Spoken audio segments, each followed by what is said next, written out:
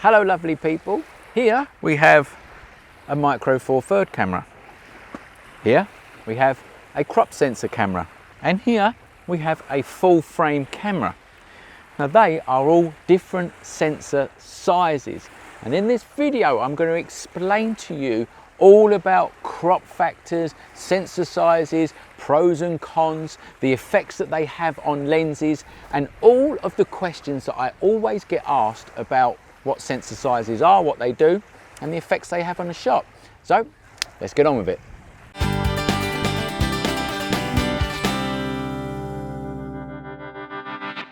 Hello guys, I'm Mark Newton from the School of Photography, where we teach you photography properly by professional teachers in a lovely structured way.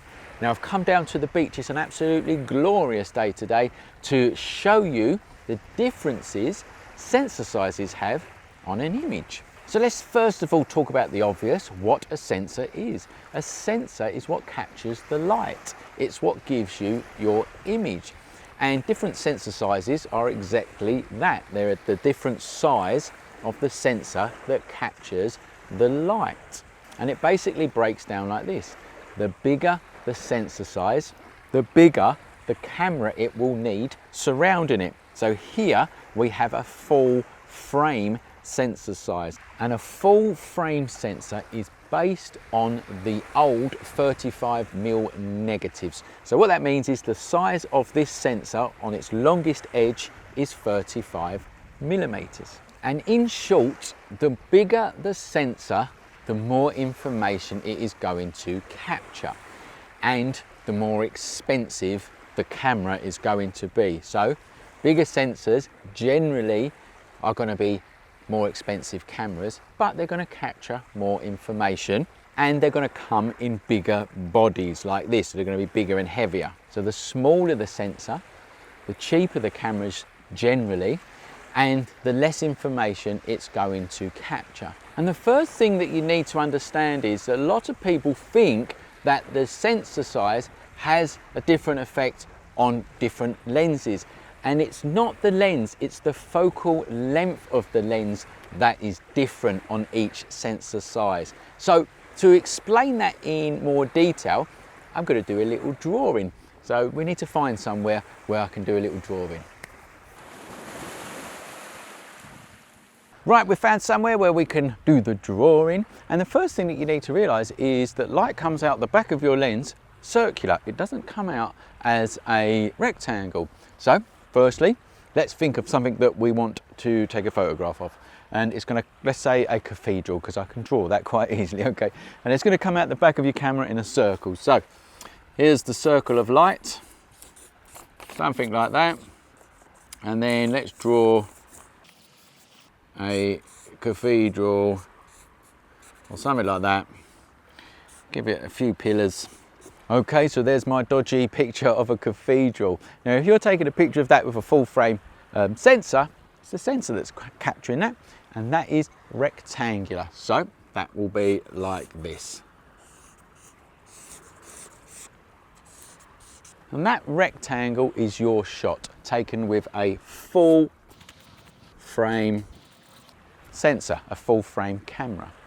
So now let's say that we want to take that same shot, but this time with a crop sensor camera, an APS-C camera. We'll keep it at the same focal length, and we'll take the same shot in the same place. And to represent this, I'm going to change the color of my pen to blue. So a full frame sensor is 35mm along its longest edge. Let's just write that down. 35mm along its longest edge there, like that. A crop sensor, APS-C sensor, is 22mm along its longest edge. So here's the blue pen that's going to represent the crop sensor camera, and now I'm going to draw it in. Just like that. I'll do a little arrow off here, and we're going to call this a crop sensor APS-C. Okay, so if you took that same picture in the same place with the same focal length but you was using a crop sensor camera, you would get that part of the image. You would get a cropped in version of that image. And if you wanted to get the equivalent of what was taken with the full frame sensor, it's really simple. You zoom out. So you would simply zoom out, and that would give you the equivalent of the full frame sensor.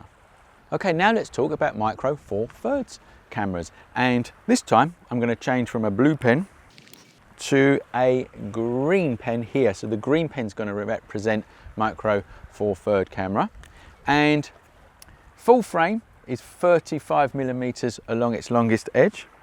Crop sensor 22 millimeters along its longest edge. A micro four thirds camera is 17 millimeters along its longest edge. So that would be cropped in even further. So let's imagine that you've got a micro four thirds camera, you're taking the same shot, same place, same focal length. This is what's going to happen. You're going to crop in even more, like that. Okay, and then let's do a little arrow off of here. And this is a micro four thirds, and that is 17 millimeters along its longest edge. Now that's obviously not exactly to scale, but it does give you a really good idea of what different crop sensors are doing to the shot. It's not the lenses, it's the focal length that you need to change to get the equivalent look. And that's what we're going to do right now. I've got all of these cameras. We're going to take a shot of the same thing in the same place and on the same focal lengths so that you can see the differences between the two. Then we're going to zoom out to get the equivalent look in each camera to match the full frame look, okay? And then we're going to talk about what the equivalent focal lengths are in each of the crop sensor cameras.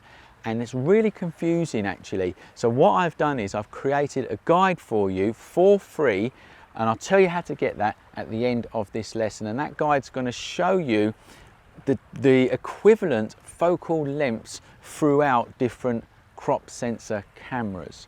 So let's now go and find a decent location to take these shots.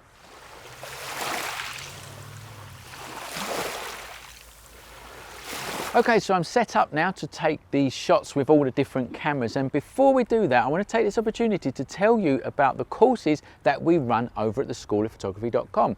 We teach photography, Lightroom, Photoshop, studio lighting, all things photography related, and over there you are taught by professional teachers in a structured way so that you learn photography properly. We've been doing this for many years, and our online courses are now being sold all over the world. So if you want to learn photography, come and check us out over at theschoolofphotography.com. We've also got some freebies over there so you can try before you buy. Okay, now we're going to take the shots, and we're going to take a shot with the full frame camera here first, and we're going to take it at 35 millimeters of focal length, and that's the shot that we're going to base everything else on so that we can see the equivalent of 35 mil on the other sensors, and we can see what we need to zoom out to get the equivalent look. We're just going to take a shot of these beach huts. So here we go. Okay, that's the first shot taken. Full frame camera, 35 mil focal length. Now let's put the next camera on. Okay, now I've got the crop sensor camera on there. It's a Canon 1200D for people who want to know. And I'm going to now take the same picture. The tripod hasn't moved, nothing's moved. I'm going to take the same picture at the same focal length of 35 mil. So here we go. Okay, so that is now the same picture with a crop sensor camera at the same focal length. Nothing's moved, and what you can see is that it's a cropped in version of the full frame camera one. Now what I'm going to do is zoom out so that I can get the equivalent look of what I did with the full frame camera. Now for this you have to zoom out to 22 millimeters of focal length. So at 35 mil on a full frame is the equivalent of 22mm on a crop sensor camera. So now I'm just going to zoom out, take the same shot again so that you can see that they're the same picture. And there you go. So now if we compare that shot with the first shot that I took on the full frame camera, they're the same, but the focal length is different on each camera. And that's what the crop sensor is doing. It's quite simply cropping in your image. So all you need to do is zoom out a bit to get the equivalent look. Now let's do it with a micro 4/3 camera. Okay, so I've just changed the camera now to a micro 4/3 camera, and for those interested, it's the Olympus OMD. And now I'm going to take another shot with the focal length of 35mm. Again, nothing has moved. We're in the same spot. We're looking at the same thing. The only thing that's changed is the camera, and I'm keeping the focal length the same at 35mm. Okay, so let's take that shot. Okay, so what you can see with this one, it's cropped in even more than the APS-C camera because it's got a smaller sensor. And just so that you know that these cameras here, the micro 4/3, they've got a different ratio than the other ones that we've been using. So it's called 4/3 because it's 4 parts along one side and 3 parts along the other side. The other two go 3 parts along one side and 2 parts down the other side. And that's the basic difference. And for the sake of this experiment, I've kept this camera to 3/2 ratio, just so that we can compare them properly, all right? So that was taken at 35mm. So what do I need to do to get the equivalent of the full frame? Well, I need to zoom out, and it's really easy with 4/3 cameras because all you do is half the focal length, and that will give you the equivalent of the full frame camera. So on this camera, I'm going to need to zoom out to exactly, if you like, 17.5. So here we go. I'm going to zoom out to 17.5, and then I'm going to take another shot. And there you go.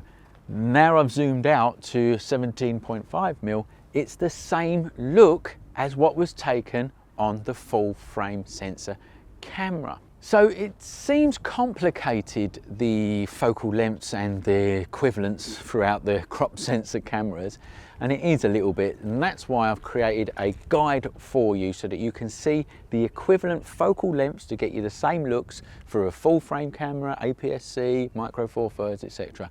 That's in the description of this video. Go and grab it, it's for free. Go and grab that, it will help you out. I really hope that this has expelled some of that confusion. All it is the crop sensor is smaller in each camera, and in general, bigger sensors capture more detail and are more expensive and have got bigger cameras around them, and it really is as simple as that. So I hope you've liked this video. If you have, please like it because it really helps us out. Share it with your friends, subscribe to our channel, hit the bell button, come over to the schoolofphotography.com where you can see loads of stuff that we've got for you for learning photography.